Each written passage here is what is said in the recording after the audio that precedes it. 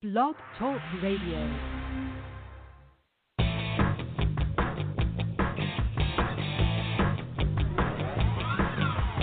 Hey there! Welcome to Big Blend Radio with your hosts, Lisa and Nancy, editors of BigBlendMagazine.com.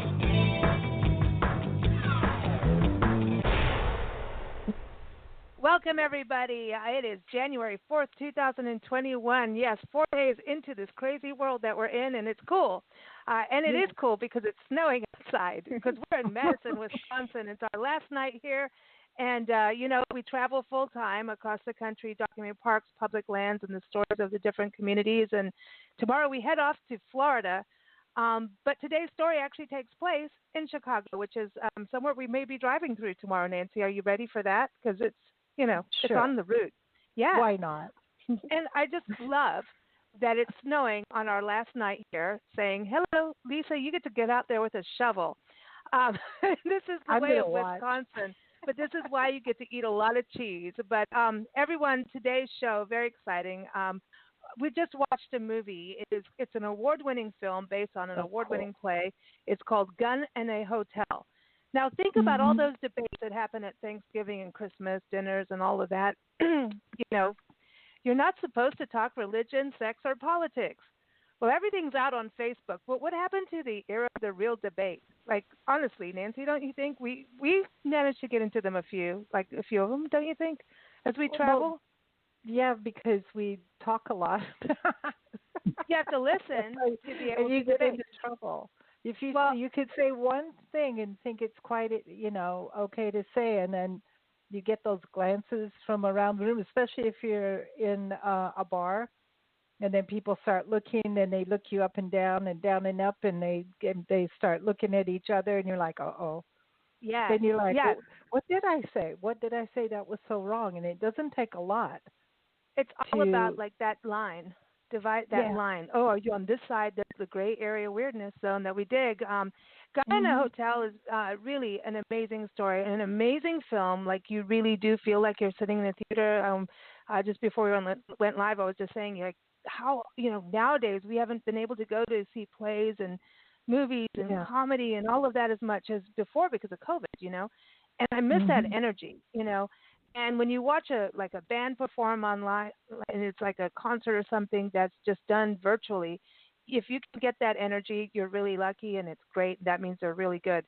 This movie is like that. It is like a play. It follows the story of Pete, a desperate man on the verge of a violent act, and his encounter with Gideon, a personified hotel Bible. Seriously, dude. Like, listen, this is like when the Bible starts talking. Like, talk about audiobooks. Like, this is the real deal.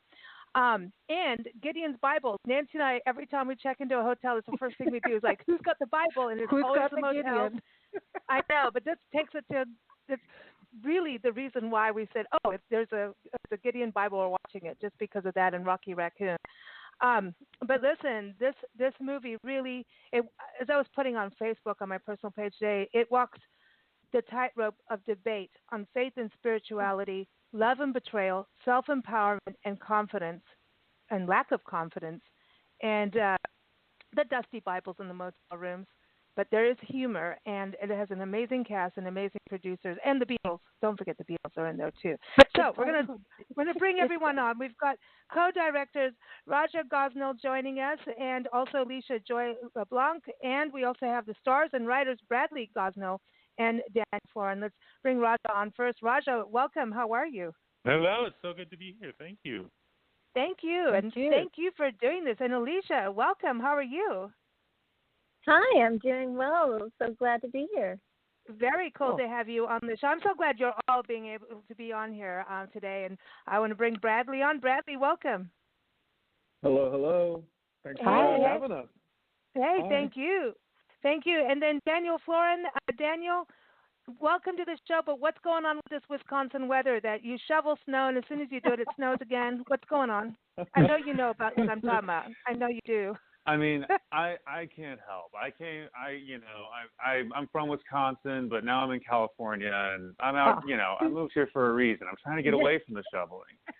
Hey, but you got cheese curds here. Okay, so that does help. I know. I miss right? the cheese curds. Go Packers. I'm very excited. Very excited at where we're sitting right now. So. That's cool. But listen, this movie, which again it just is like a play to me, was set in Chicago. Why Chicago? Who decided that, out of the two of you writing it, or was it one of the producers who said, let's make this Chicago? Oh, man, that's a great question. It probably wasn't a very long discussion. As you kind of mentioned earlier, the play was inspired by a Beatles song, Rocky Raccoon, which takes place in the hills of somewhere in North Dakota, or South Dakota, I forgot. And as we were building this, we liked the idea of like a neon aesthetic, and we wanted to keep it in the Midwest, so we thought that bringing it to Chicago might give us that sort of neon city, rain, brick sort of vibe. We didn't really feel like we had the voice or the desire to put it in a saloon, as the song puts. So we decided to bring it to a city and keep it in the Midwest, and Chicago was the one. So that's I think how we landed there. Is that right? Is that right, Dan? Yeah, that sounds right. Yeah. But there's a lot being made in Chicago too. It seems to be like a hot spot for TV shows, and then shows like Shameless, and it seems to be like it's a good place to do it. It's got grit. Well, anything can happen there. True. Yeah. I love Shameless too. Yeah. Hey, listen, I do too. Have you watched the British version of Shameless? The original. No, I haven't. That's the original hysterical. one. Yeah. Hey, speaking of that, so Netflix, Hulu, all those things. So, A Gun and a Hotel Bible comes out tomorrow, January 5th, right? So everyone, the website, go sign up, follow them on Facebook, Twitter, Instagram, gunandahotelbible.com. Comes out tomorrow. You can rent, own it. So is it on all the streaming platforms? Are there certain places that we should know about? It's on iTunes and Amazon have got it. Those are. Oh, go ahead, Raja. Okay. Go iTunes, Amazon, Hulu. Basically, everywhere you want to rent your movies, that's where it is. Cool. Awesome. You guys, you got to watch this. It's really cool. So, Bradley and Daniel, where did this start for the two of you? Because it is interesting. The Rocky Raccoon, that's part of the reason. Like I said, the Rocky Raccoon in the Gideon's Bible, we laugh every time we go in a hotel room, and then we're like, I don't know now about picking up the Bible to COVID, but who touched it? And you guys have that really good part of that in there about how many people and who's done what with the Bible. But that is like the coolest thing that you've written a play and also a movie on this, because it's something, I don't know, as we travel full time, we just go, do they have one? It's weird. And sometimes you do find weird things in there. I'm just saying. But yeah, where did this start? Where did this start for you guys? Well, Dan and I, we've known each other for about 10 years now, working together through a couple different mediums. And so I was inspired by the song, and I was inspired by the situation. I thought it'd be cool to personify the Bible and give the Bible a time limit. And so I approached Dan and asked him to write it with me because we worked together so well, and he was just so knowledgeable about art and the Bible, and we also just worked so well together. So I approached him, and I asked him if he wanted to do it. And Dan turned me down initially. Yeah, I was like, oh, man. I'll let him defend himself. Yeah, okay. So here's the deal. He talked about just what he said. There's going to be this guy, and he talks to this Bible. First of all, it was like, I don't know this Beatles song. I don't get what's going. And then and the truth was, I was like, Bradley, I don't want to preach some big thing and say preach this or preach that about what the Bible is. I'm not interested in like a preachy piece of art. And he said, no. That's not what I'm looking for. I don't want it to be preachy. I feel like it's a dramatic situation, and I feel like that we could do a good job with it. So he talked me into it, and we started in the writing process for writing the play. Oh, see, now I really think it's kind of Twilight Zone-y. Yeah. Mm-hmm. It's got that vibe, like you drawn right in, right at the beginning, and nobody should talk to you or phone you while you're watching it.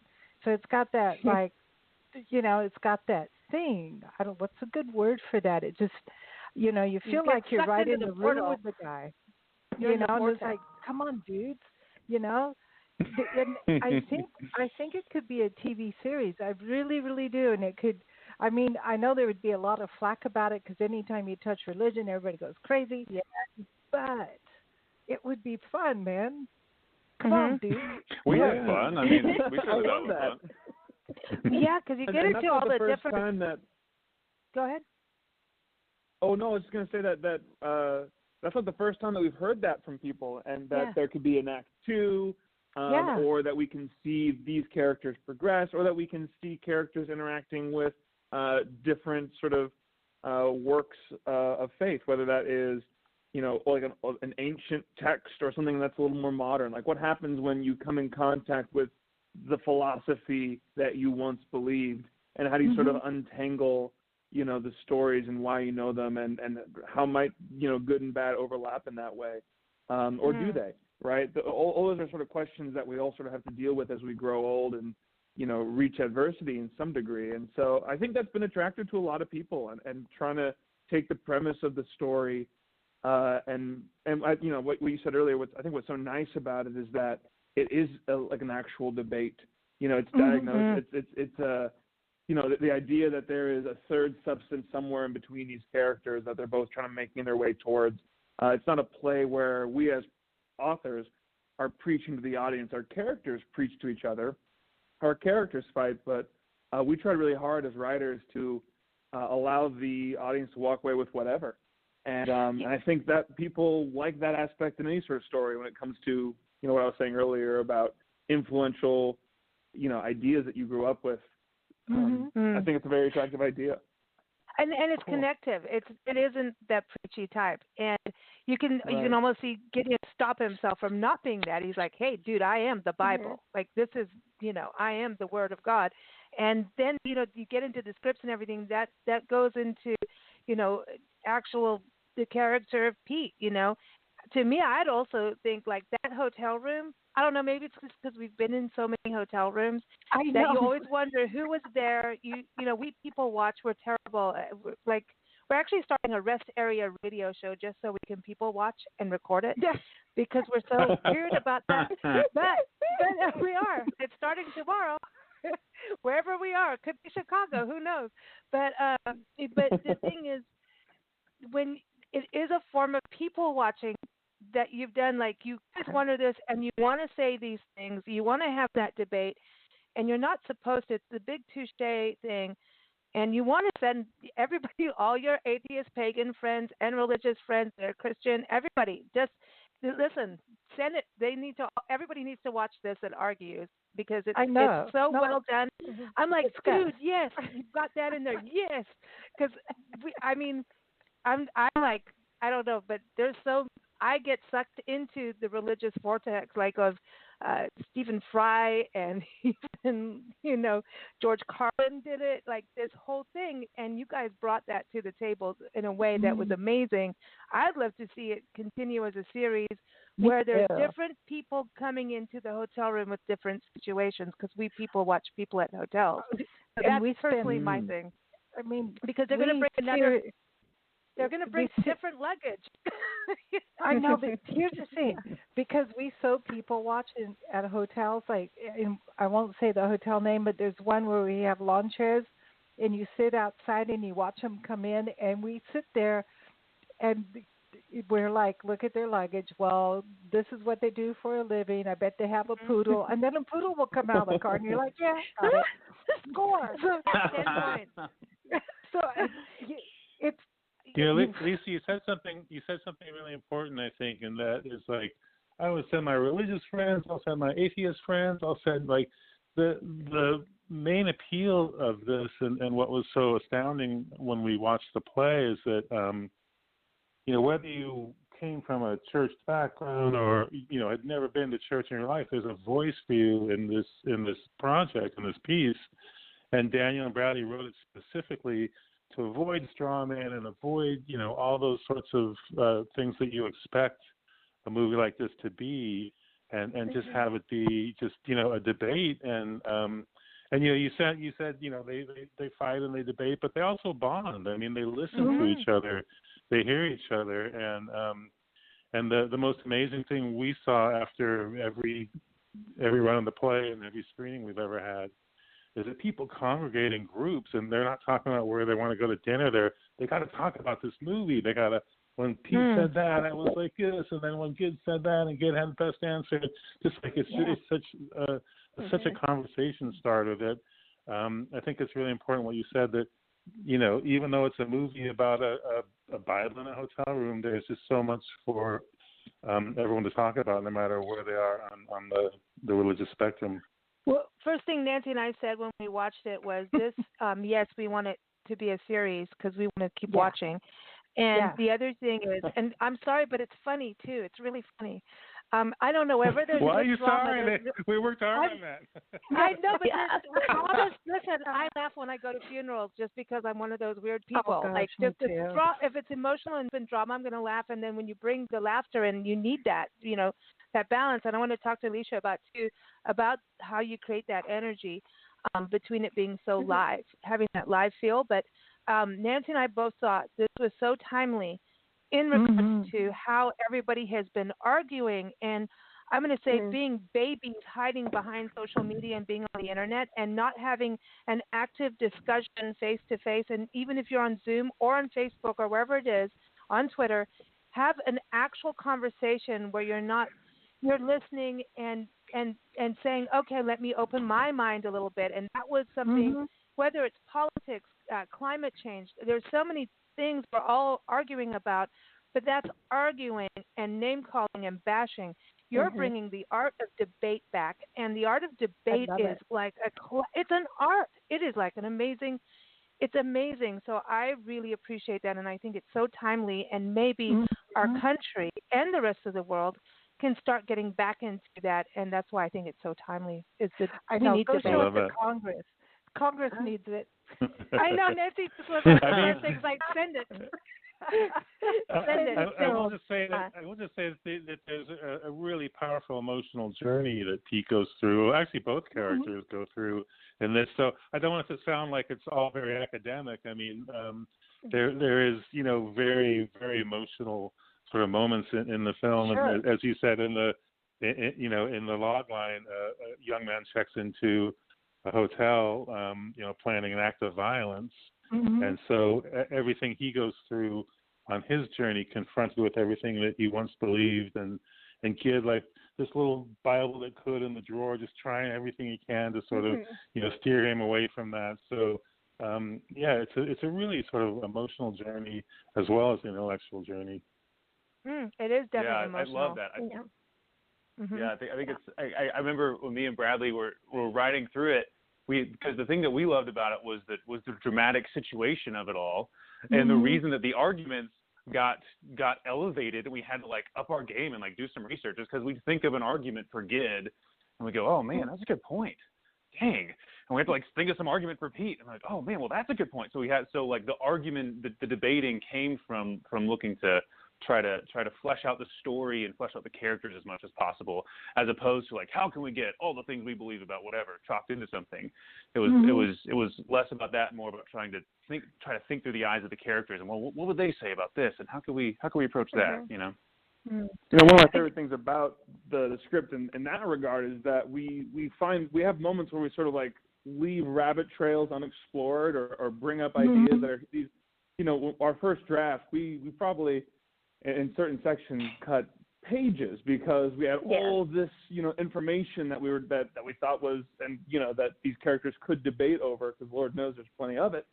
But then we don't want to sacrifice that for the characters. So weaving that together, saying how do we get like an authentic, emotional thrust, a dramatic thrust to this story, and have that interact with, the philosophy and theology of these characters. And you were talking earlier about like blending the live energy with the film and blending the comedy and the drama. And Alicia, she co-directed the film, directed the play. She was just a pro at helping us find all that. Yeah, That's and awesome. Alicia, I mean, what you've done with that at the same time is it's intimate, yet you're looking outside and you're filming in this intimate, smaller space, right? And I think that's hard. I photograph hotel rooms, by the way, so I just think it's harder. So I know it's like it looks, oh well, that's just easier to do a show or a movie or a play in a simple setting. But I think it makes the actors go right to the top of their performance line. If you're going to do a good job, you have to give it all. Yeah. And I think it's the same for the producers and directors, right? When you film in that kind of intimate space. Well, I think creativity loves boundaries, and when you have such a simple script like this, it's just two guys in one room. It gives you the impetus to be creative and to really play with what they're going to do and how to bring their inner life out in the blocking and how they interact with one another or the set or don't. And these guys, fortunately, both had improv backgrounds and a lot of trust in each other. So we were able to play with a lot of comedy ideas. We were able to play with a lot of different options. They're both about the same size too, so they look very equally balanced the whole time. Yeah, that helps. The balance is really key here because you got people kind of getting hot and fired up about something because both of you are talking, and you're playing off each other, and so things are getting a little heat, and then boom, calms down.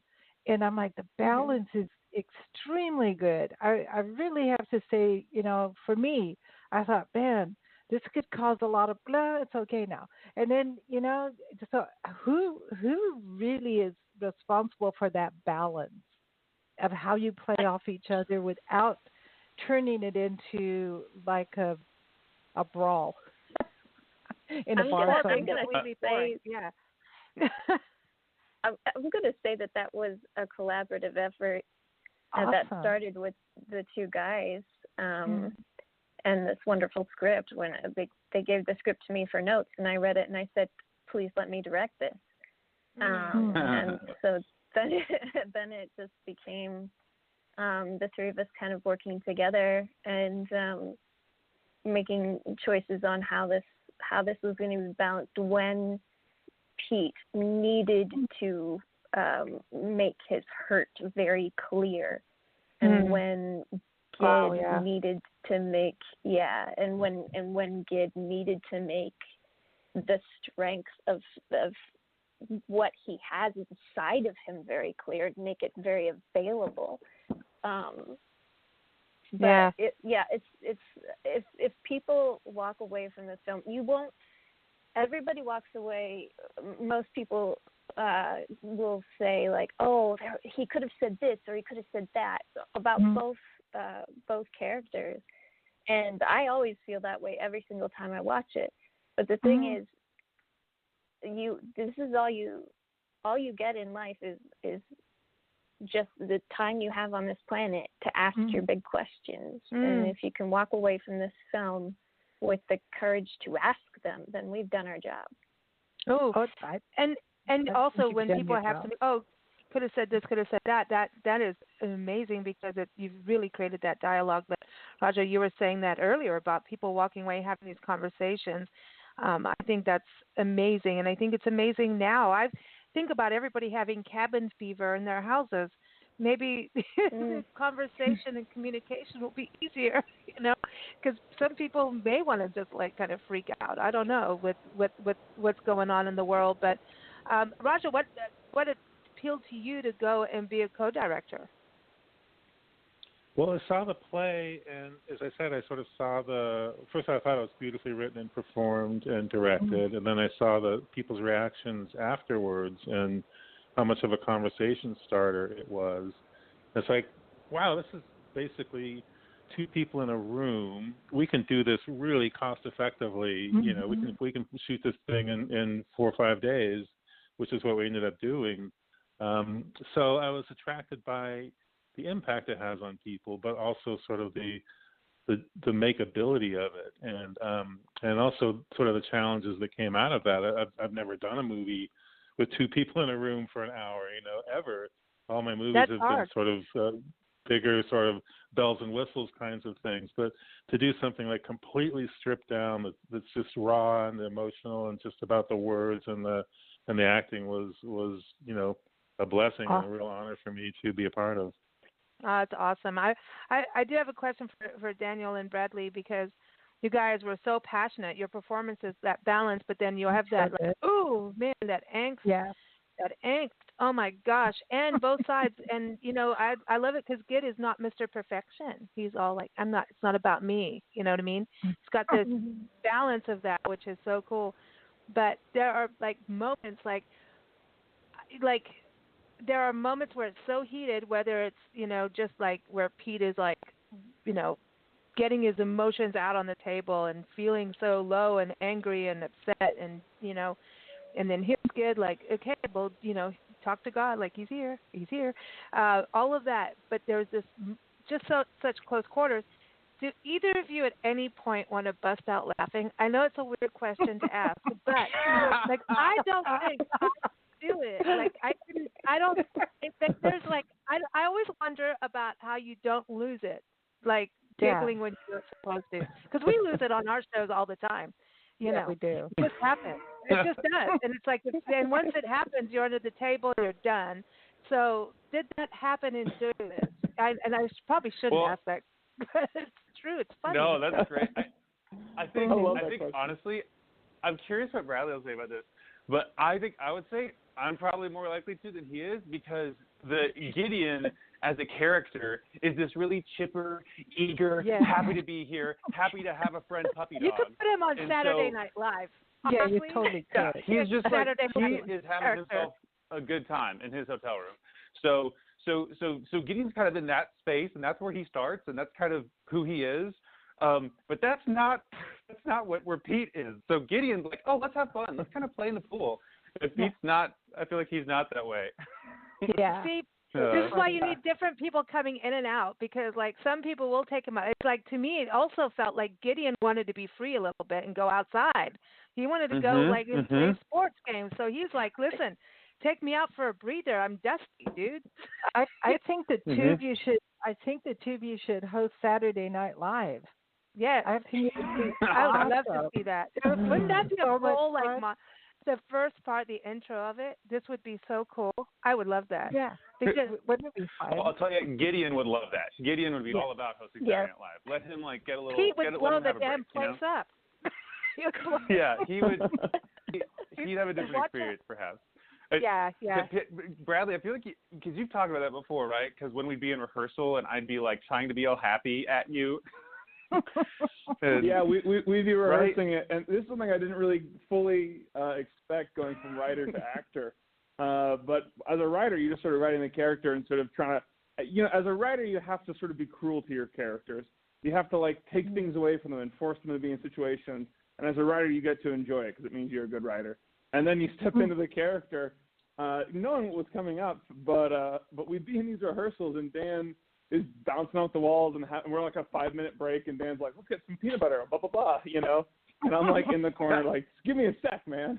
Yeah. So, I mean, it's a fun show. We were talking about the energy. Gideon has a lot of energy, and also his world is only that room. He hasn't left. He's dying to get outside. He wants to learn about humans. He wants to interact with humans. He wants to be a part of the human experience. And that's, you talked about how the Bible is not perfect in this story or isn't, flawless.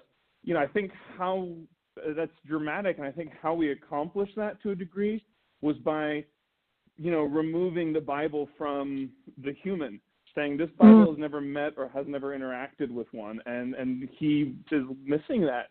And Pete on the other side, his whole show exists outside of the hotel room. It's about what happened yesterday. It's about what happened 5 years ago, and it's about what's going to happen in 10 minutes or 20 minutes whenever the timer goes off for this event. So Pete, he is full of pain. And so he just sort of exists outside of the room, and Gid exists only inside of the room. And so the characters conflict not just in terms of their ideas, but also in terms of their energy, their locations, and we really like that. And certainly cracking up laughing would be more on the Gideon side of things, I think. You know what? The next time we're in a hotel room, I'm taking the Bible. I'm taking it. Oh, that's it. I know. Don't be a Bible thumper. No. I'm going to. No, just be nice. It's just to be nice, just like take him for a walk. Maybe, just being kind. Hey, listen, we travel in the garden, and then I'll put him in a nice place, dust him off. No, Priscilla, our travel mascot, she's a pink sock monkey, and now she has 2 garden gnomes that she travels around with now. So we'll take the Bible out with Priscilla and the gnomes. But I just heard Matthew McConaughey on a podcast talking about faith. Spirituality and politics, and it was really interesting. And he was talking about that, and because people don't want to talk about it, it's like even on our shows, we're like, okay, are you going to come on our show and start preaching the word of God, or the word of whoever? And what? No, you can't. Don't be coming on our show and preaching, because our audience will tell you what to do. And, our audience is a mixed bag of people who want to listen and want to learn stuff, and they're from around the world. And I know that nobody actually wants to be preached to. Nobody wants to be told what to do, even if you're looking at the environment issues and political issues. You don't want to be told, you need to do. Nobody wants that. And I love that about this whole the movie. I want to see the play too. I want to sit in the audience. Me too. I think that's what it was. Just so to me, it was like, oh, energy, man, it was so cool. But Matthew McConaughey was talking about the Bible. Was talking about, it's not perfect, and And you brought up the burning bush in there, so I started laughing because I don't know what the hell they meant about the burning bush and this and that. But you can't throw the baby out with the bathwater. You have to.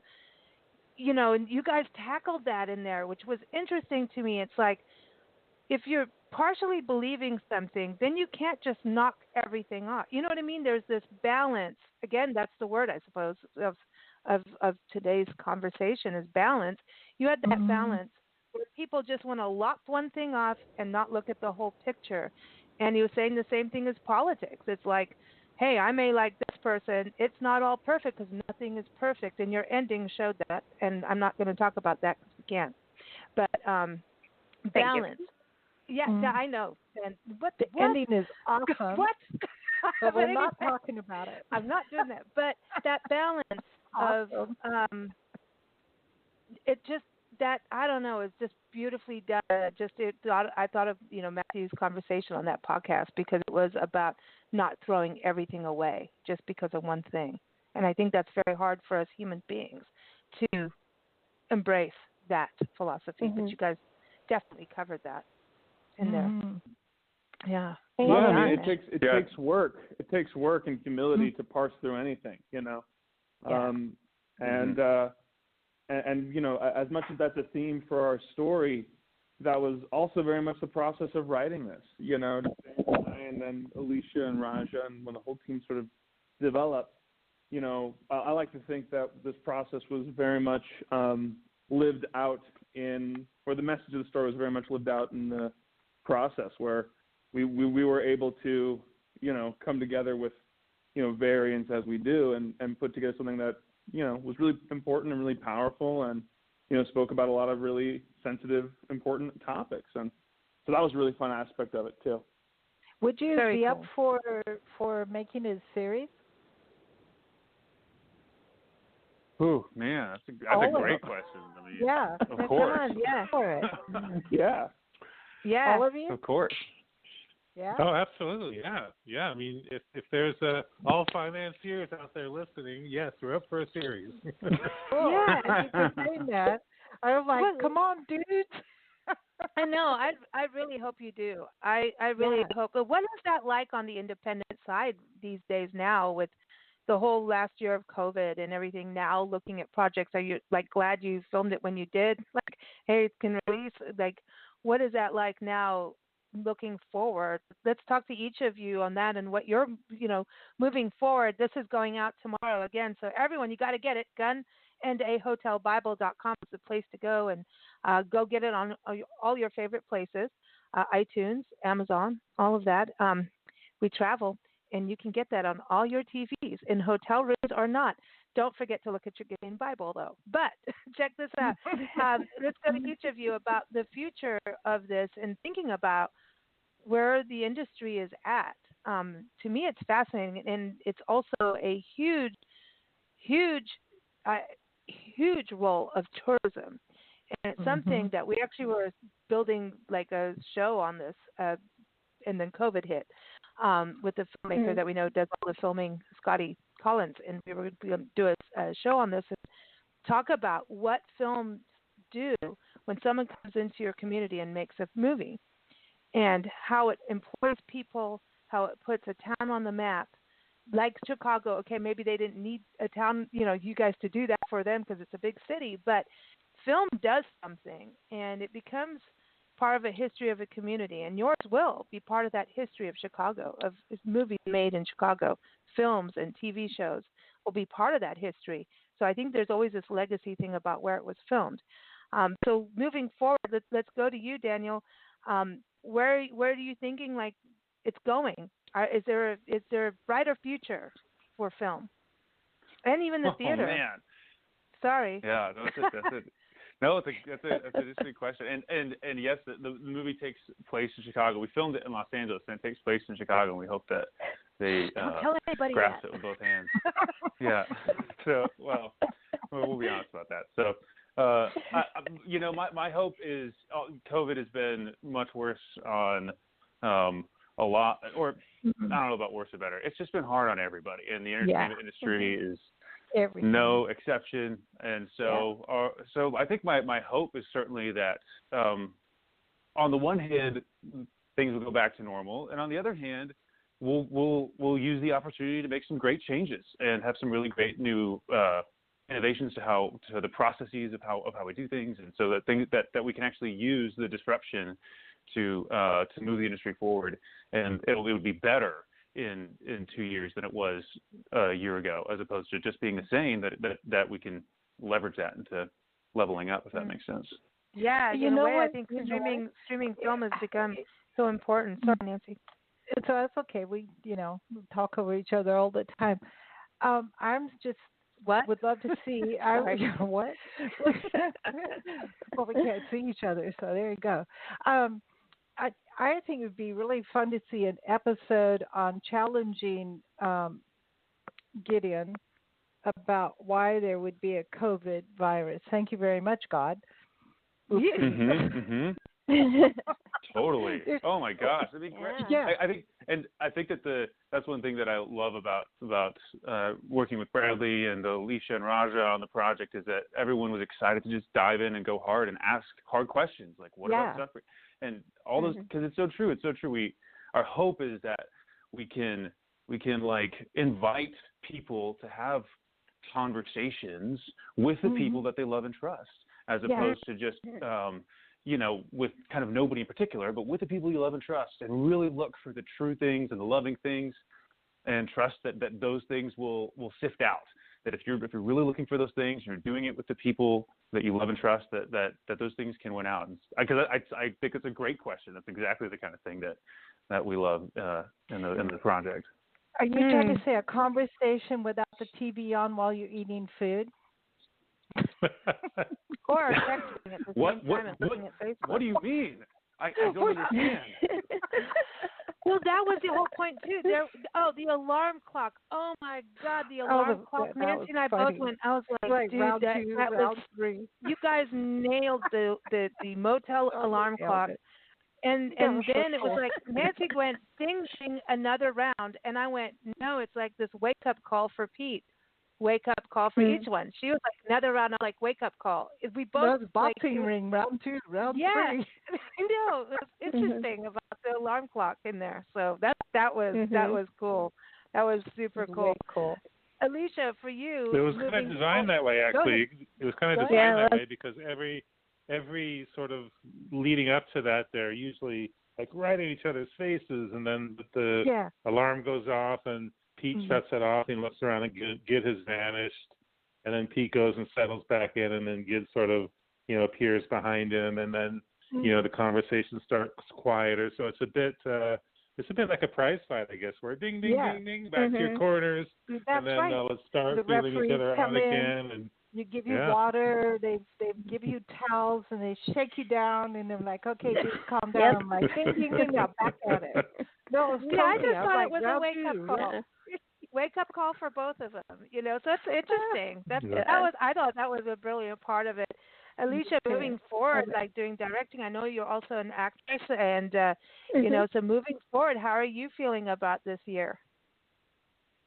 I'm mostly kind of grieving over the city. We've experienced a very high volume of infection. We're currently in a pretty tight lockdown because there's not a lot of hospital bed availability right now. So there's just a lot of concern for Los Angeles and for the city itself. I know that some productions are up and running again with very careful COVID procedures. I'm lucky enough to work on one of them. But moving forward, I mean, like I said before, creativity loves boundaries, and I've been working on developing projects in the quarantine time, and I know that many more have. And I think that the kinds of questions that we're forced to ask and explore during this time will lead to some pretty profound art. So I'm hoping for that on the other side. I think we're going to have a lot of art, a lot of good music, movies, everything in the arts, and a lot of babies. Somebody's going to do a series called Quarantine, Yeah, it's going to happen. Well, but that was the other thing too about Pete and Gid in this room. It's like that's all I was trying to say. I mean, for families that have been quarantined together for a long time, or suddenly having families working at home, kids are at home, schooling at home, everybody's at home. The dog's like, take me out, take me out to the ball game. There's like, it's all in the family inn. Yeah, exactly. So that's how it felt like. It was like, here it is. We're in this room together. The Bible's not walking out. Yeah. Pete has his agenda of what he's about to do or not do. And because I'm not going to go there, I'm going to behave. So you have that tension of like, you're in this room together, and we're going to have a debate. It's going to get real. And there were moments where you're like, holy crap, I really don't want to be sitting right in that room with them. As much as you feel like you're in that room, you're like, dude, take a step back, man. I'm scared now. So I think that's that other balance that I think everybody after this year can really identify with. Raja, for you, looking forward for 2021, we're 21 again. Yay! Yay! I guess I'm an optimist. I mean, I think that I think we're going to figure it out. The vaccine's going to start to take effect. Protocols are already in place. Smaller productions or only so many people on set at the time. So it costs more money. It's going to take more time, but movies are going to get made. And I really think movie theaters are going to come back. I think people are just, sick of being in the house, and they're going to want to go back to the theaters and, see whatever big movie on the big screen.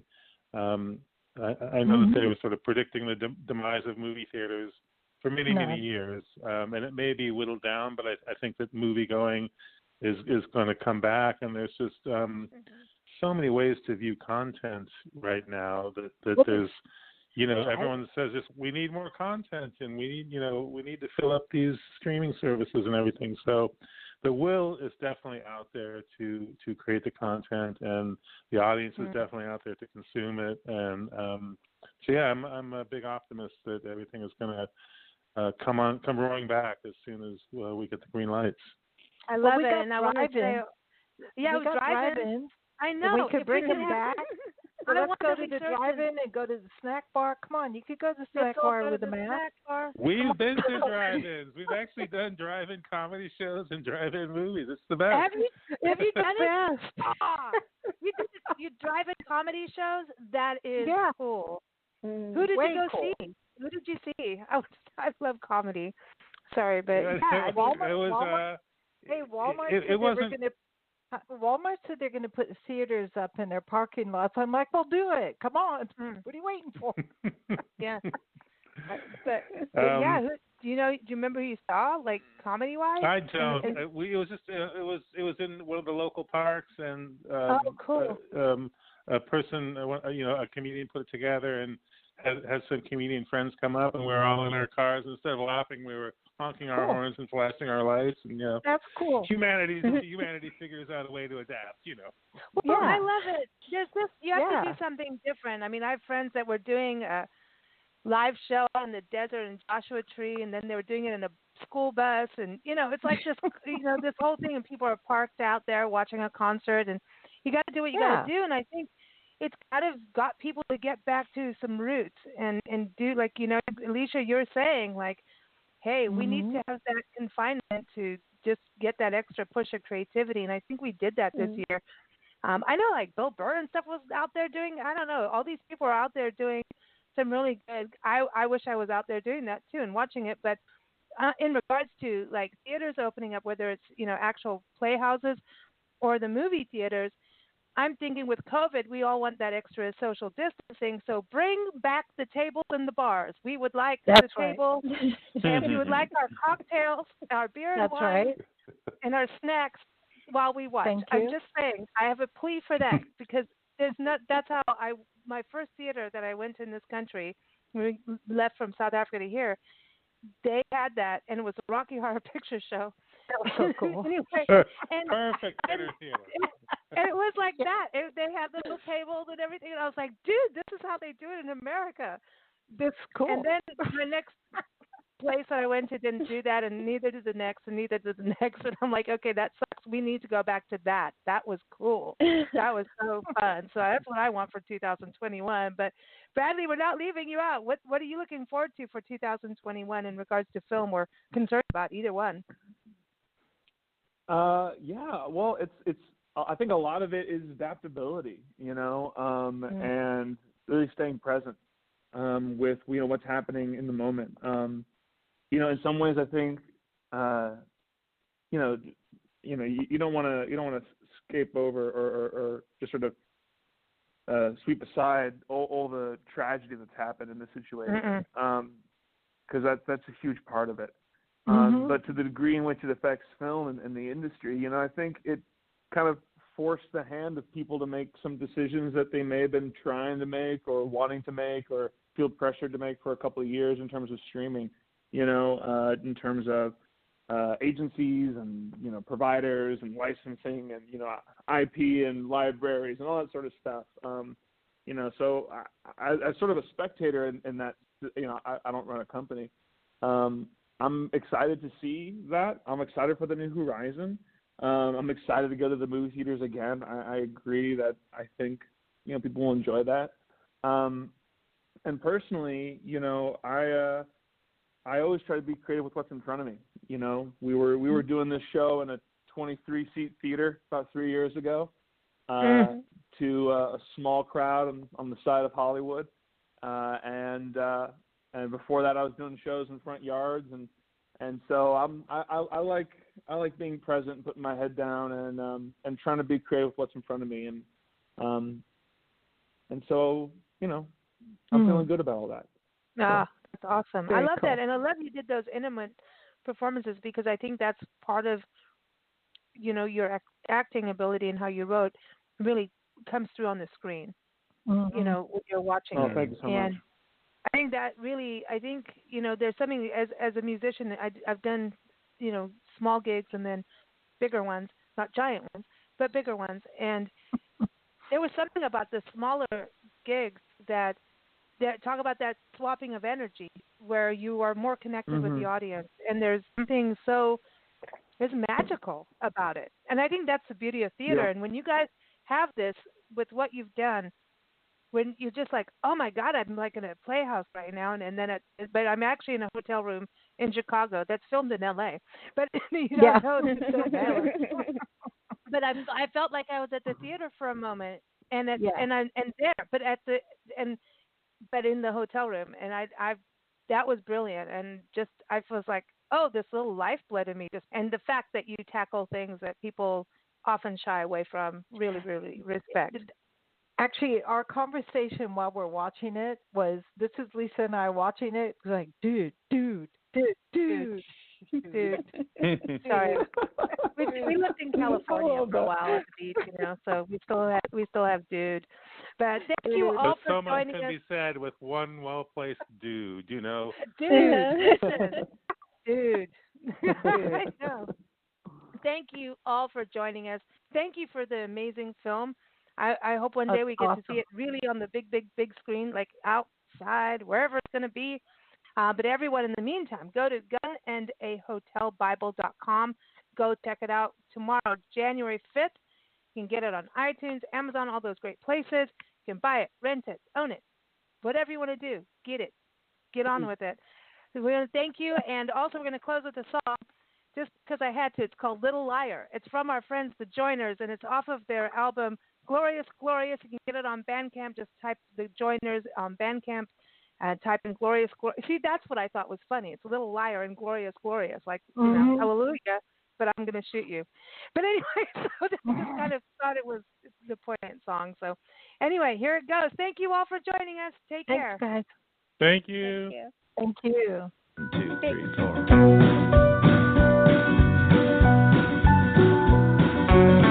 Baby, now somebody else is breaking my bed. There's no more bullets beneath my sheets, guns behind my head. Baby, now I'm finding out that I like life on the run. From 666 crucifix, my nightmares and your gun. I'm gonna run from the little liar. Don't waste time with those matches, son. You're already on fire. Yep.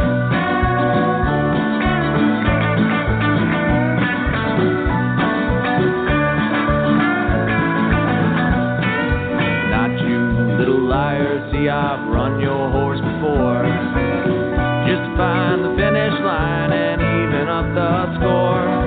See the scars on my back I got playing with fire, but the biggest one's deep in my chest, and it comes from a little liar. I'm gonna run from the little liar. Don't waste time with those matches, son. You're already on fire. I'm gonna run from the little liar.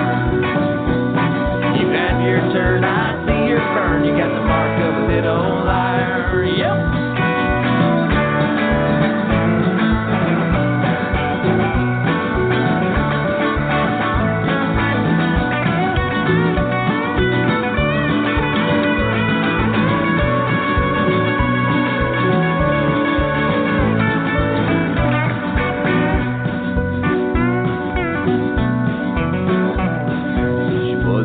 I must confess that messing with my mind.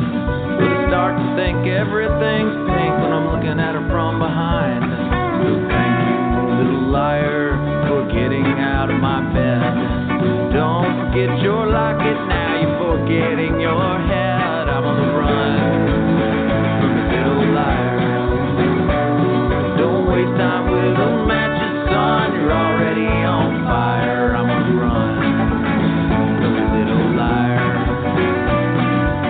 Your turn, I see your burn. You got the mark of a little liar. Yep.